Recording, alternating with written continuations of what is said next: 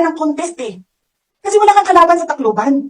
Kasi binibili mo, pinapakidnap mo, hinaharas mo ang mga kalaban mo. Hindi ka dumaan ng contest. First of all, itong accusation ni Vice President, nakakatawa naman yun eh. Walang mga katotohanan yan eh. Ako talagang kilala ko si Mr. Speaker. Dahil lahat na kumandidato siya of his political career.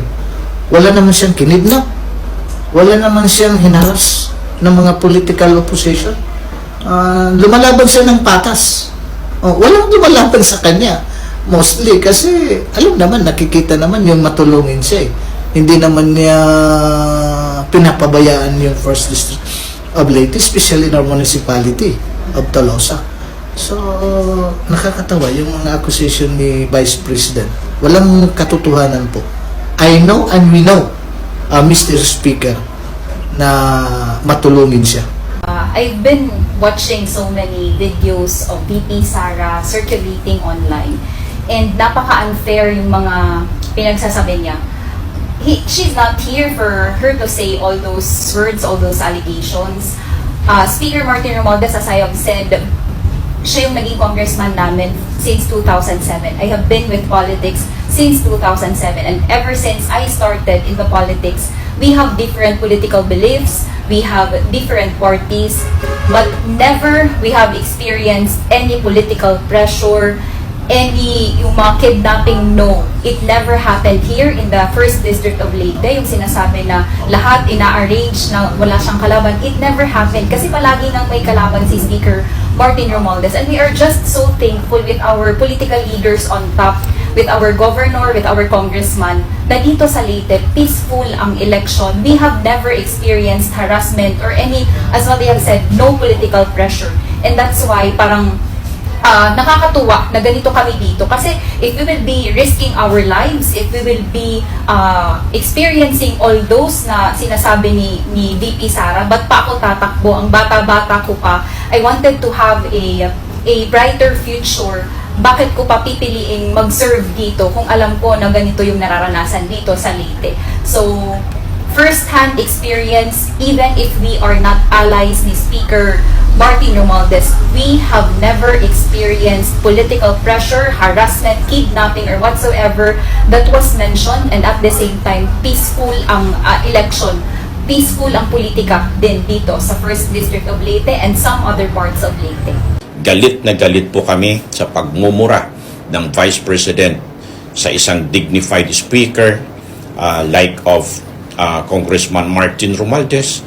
He doesn't deserve such profane language or course by the Vice President. Alam niyo po, not only that, mas lalo po kaming nasasaktan sa ginawa po na active death threat ng Vice President sa speaker po natin. This is not just an affront attack or insult to the dignified personality of the speaker. Ito din po ay isang insulto sa amin ng mga constituents ni Speaker sa First District ng Leyte. Parang kami na rin ho yung hinaras, kami na rin po yung binigyan ng death threat, kami na rin po yung minura ng Vice President. Because the good Speaker is representing the constituency of the First District of Leyte. Nais po namin bigyan diin na hindi po totoo yung ibinabatong mga akusasyon sa congressman po namin dito sa First District ng Leyte, si Speaker Martin Romualdez, na siya po ay nanghaharas, siya po ay nangingidnap. Ang akusasyon po ng Vice Presidente na kung hindi gagawin po ito ni Speaker, ay talo po siya dito sa First District ng Leyte. Ay malaking mali po yon at kasinungalingan po iyon. Napaka-dignified po na tao, napakakalma, napaka-diplomatic yung Speaker Martin Romualdez. Siya po'y nakikitungo sa mga alkalde, sa mga political leaders sa lokal, at maging sa mga barangay na level, at maging sa lahat ng mga constituency po namin, na ipinapakita niya po talaga. As I said, he is an embodiment of the principle of honesty, integrity, and service. Kaya ho, mali at hindi po totoo yung binabato sa kanya na namimili po siya ng botos o kaya nananakot ng tao, nagkikidnap, nag-i-influence, nag-i-intimidate. Wala hong ganon dito po sa province of Leyte. Wala pong ganon dito sa 1st District of Leyte. It's all about dignified politics ho, yung umiiral sa province ng Leyte. Sinasabi ko po ito not because na ako po ay isang alkalde ng bayan ng San Miguel Leyte, bagkos hindi pa po ako politiko, ito na po kasi yung pangyayari dito sa 1st District ng Leyte. Wala pong ganon. Napaka-peaceful, napaka-patas ng election po namin dito for congressman or representative. At hindi din po totoo na binabayaran niya yung mga kandidato. Sa bawat po eleksyon, palagi po siyang may kalaban. Hindi po basta-basta din yung kalaban niya kasi mga abogado din po sila. Subalit siya po talaga yung gusto ng 1st District of Leyte na maging representante namin sa House of the Representatives, kaya ho nananalo po yung Martin Romualdez na ngayon speaker po sa 19th Congress, wherein kami po dito sa 1st District at sa kabuuan ng Leyte, we are very much proud na yung speaker nga po ay galing ho sa probinsya at saka sa distrito po namin. I cannot understand why he said that. She said that. Parang uncalled for. Parang hindi talaga dapat because it's not true.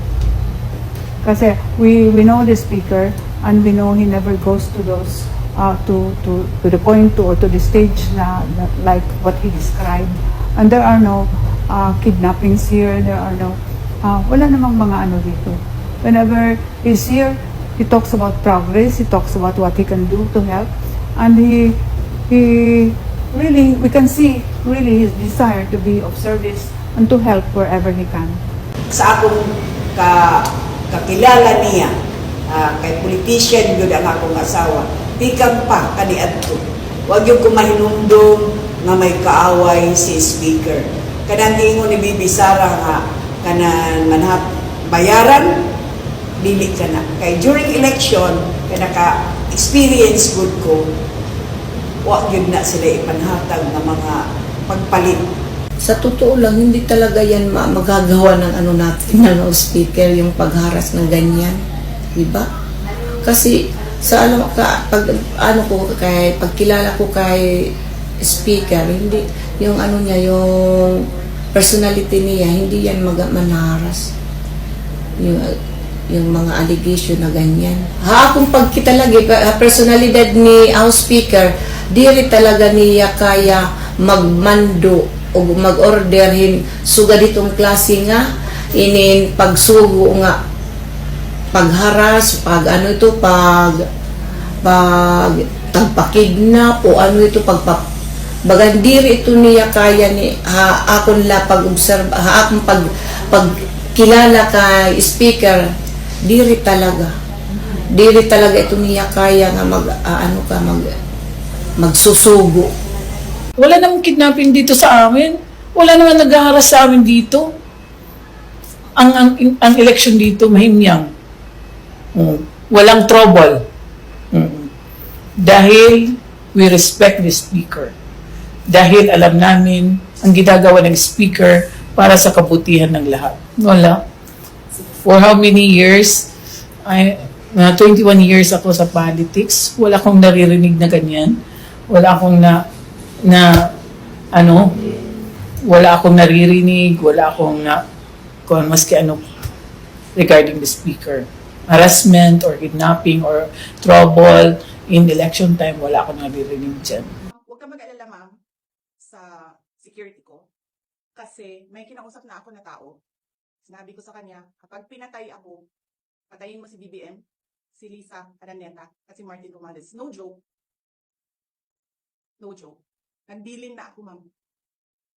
Pag namatay ako, sabi ko, huwag ka tumigil hanggang hindi mo mapatay sila. And then he said yes.